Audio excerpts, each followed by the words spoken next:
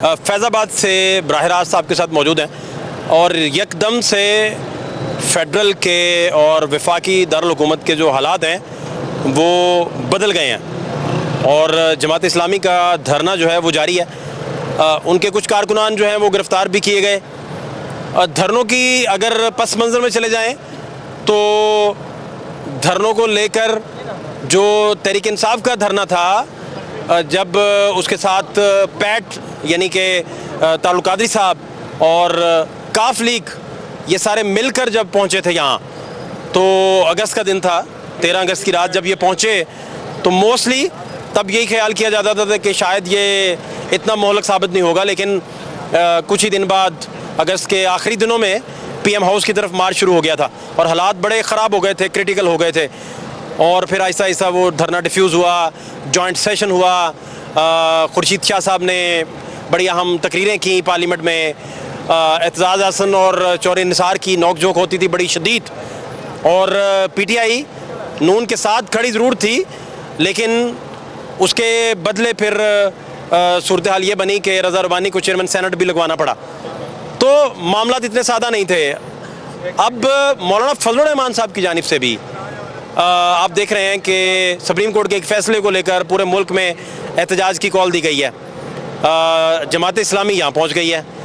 उधर इमरान खान साहब ने कल कहा है कि अडयाला जेल में गुफ्तगू करते हुए आज अलीमा खान साहिबा जो उनकी सिस्टर हैं, उन्होंने भी, उनकी बहन जो है, उन्होंने भी इस बात को इसकी तस्दीक की है। कल उमर अयूब साहब ने भी इसकी तस्दीक किया कि इमरान साहब कहते हैं कि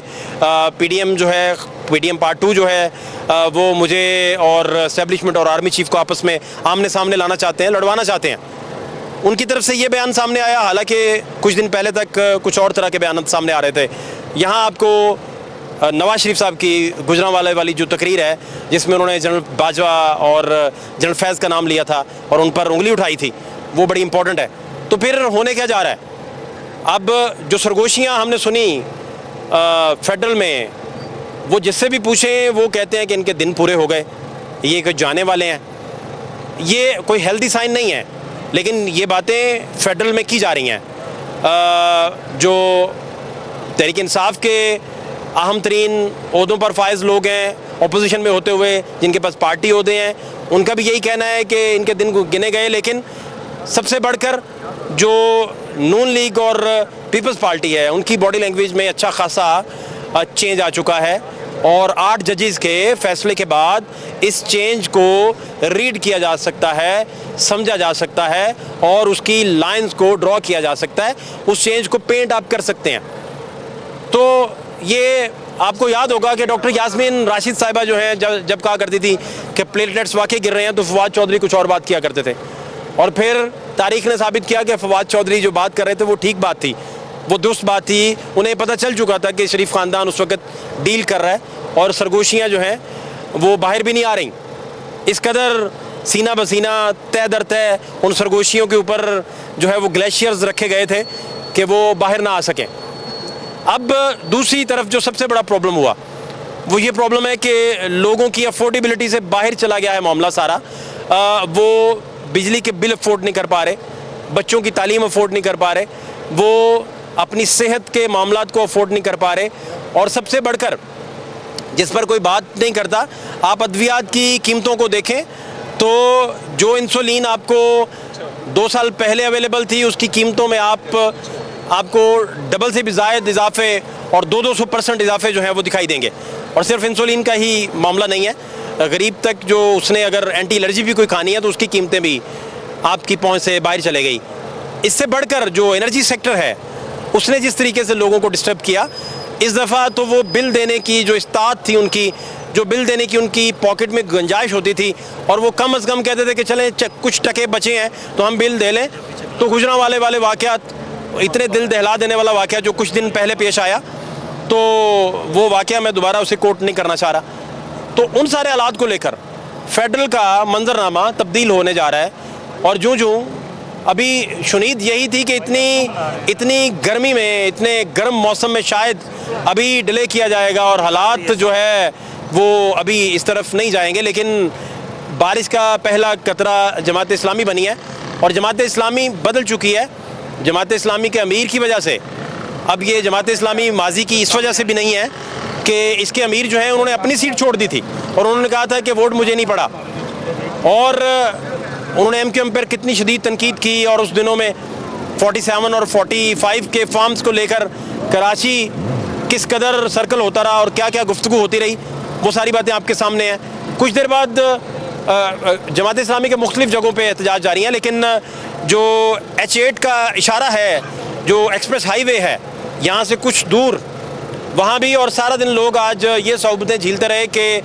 रेड जोन ब्लॉक किया गया था कंटेनर्स लगाकर। चांदनी चौक ब्लॉक था पिंडी का, फैज़ाबाद ब्लॉक है अभी भी स्टिल, जहां हम खड़े हैं पीछे हमारे कंटेनर्स लगे हुए हैं, और लोग जो हैं वो जो आपके डिवाइडर्स हैं उनके ज़रिए अपने बाइक्स को उठा उठा के पार करने की कोशिश कर रहे हैं। तो ये हालात बेसिकली किस तरफ जाएंगे, क्या मंजरनामा बनेगा आने वाले दिनों में, और इमरान खान साहब का स्टेटमेंट स्टेज पे आना, तहरीक इंसाफ इस स्टेटमेंट को डिफेंड कर पाएगी नहीं कर पाएगी, चूँकि पार्टी जो लाइन टो कर रही थी वो बिल्कुल बरक्स थी। वो इसे सिविल सुप्रीमेसी की एक बहुत ज़बरदस्त तहरीक बनाकर पेश कर रहे थे, लेकिन कल के बयान के बाद पार्टी को बैक फुट पे जाना पड़ा है अच्छा खासा, और पार्टी जो है वो अब इमरान खान साहब के इन खतूत की रोशनी में आगे कैसे बढ़ेगी, क्या रास्ता निकालेगी। नवाज शरीफ जब डील किया करते थे तो उनके साथ ब्रिजिंग करने वाला जो लोगों का एक इंटेलेक्ट का दायरा था वो बड़ा वसी था। उसमें ख्वाजा आसिफ की मसलत अंदेशी भी शामिल थी, उसमें मलिक अहमद ख़ान जैसे वो दानिश्वर भी शामिल थे, जो बड़े धीमे मजाज के लोग थे। तो खान साहब को पहले भी डील के लिए और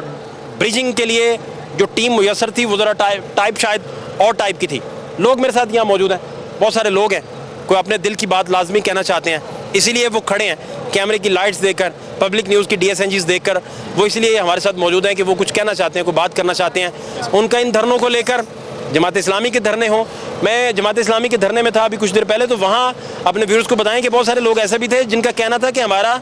जमात इस्लामी से कोई ताल्लुक़ नहीं है, लेकिन बिल हमसे अफोर्ड नहीं हो रहे। तो कुछ दिन पहले तक तो लोग ये भी ख्याल कर रहे थे कि ये अच्छा। फिर एक बात और, जो रंधावा साहब यहाँ के अमीर हैं जमात के पिंडी के, उन्होंने कहा कि ये सिट इन, ये धरना है और ये कल भी जारी रहेगा, और मैंने कहा कब तक जारी रहेगा, ये नहीं पता कब तक जारी रहेगा। तो इसका मतलब है कि ये फिर धरना ही है, और इसको अब गवर्नमेंट के पास क्या ऑप्शंस हैं, गवर्नमेंट इसको रिएक्ट करती है या खंदा पेशानी के साथ वही करती है जो उसने PTI और पैट के धरने के साथ किया था, और रिएक्ट ना करने की वजह से नवाज शरीफ का इक़्तिदार बच गया था, और अगर रिएक्ट करते तो वहाँ फिर एमरजेंसी का ख़तरा था। और उन दिनों के DGI SPR ने जो हिदायत जारी की थी गवर्नमेंट के नाम, वो बड़ी दिलचस्प थी, फिर ट्वीट कुछ आए वो डिलीट हुए। तो बड़ा अहम तरीन मौजू है ये जो दोबारा से छिड़ गया है पाकिस्तान में।